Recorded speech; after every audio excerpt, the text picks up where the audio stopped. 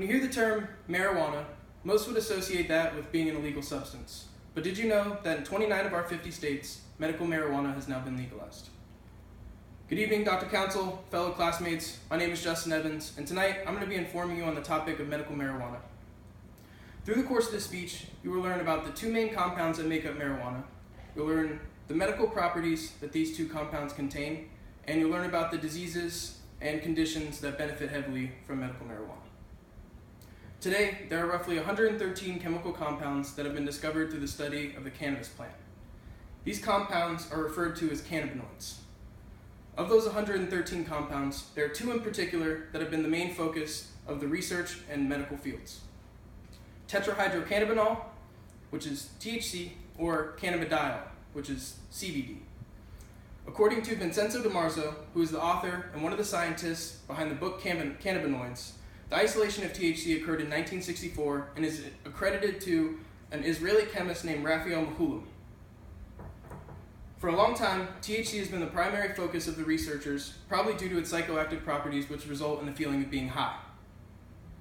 Aside from being a psychoactive, a study conducted by Dr. Raphael Mechoulam, a chemist at the Institute for Drug Research, reveals that THC is good for a list of things, such as increasing appetite, reducing nausea and vomiting, and decreasing pain and inflammation, and helping to control muscle spasms.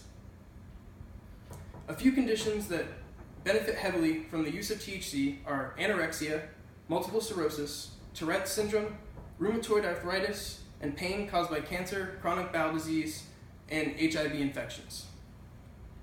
Now, unlike the more popular compound THC, CBD doesn't contain any psychoactive properties, meaning it's not going to get you high. The compound was isolated in 1963, also by Raphael Mechoulam, only a year before he isolated THC. Unfortunately, once THC was discovered, researchers were so caught up in studying the psychoactive properties and the link between that and what they thought was going to be the medical breakthroughs that they kind of threw CBD to the side and they didn't really pay attention to it. It wasn't until more recent years that people began to take notice and realize how much potential CBD actually had. In 2007, a study conducted by Sean McAllister, who is a scientist from the California Pacific Medical Center and Research Institute, shows that CBD can slow the spread of cancer by effectively shutting off a gene called ID1. ID1 is produced by the body, and when cancer invades, it pretty much takes the gene and it multiplies it really, really quickly. So it amasses a bunch of cancerous cells. And the healthy cells, unfortunately, can't keep up with the process of them multiplying the cells. They can't do it as quickly.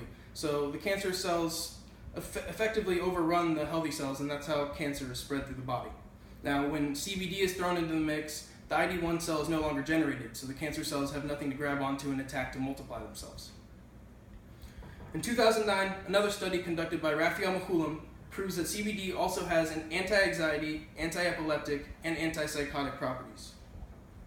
Most patients today use CBD for conditions such as leukemia, breast cancer, lung and colon cancers, epileptic seizures, schizophrenia, anxiety attacks, like post-traumatic stress disorder, which is better known as PTSD. Now, with all the proper knowledge of marijuana, it is much easier to understand the beneficial properties that this plant has to offer in the medical field. THC and CBD were the two major compounds that have the most notable breakthroughs so far. But with research and time progressing, more things continue to grow, with compounds and research being conducted every year. I hope you all were able to take something away from this speech and maybe learn something that you didn't previously know about marijuana. Thank you for your time.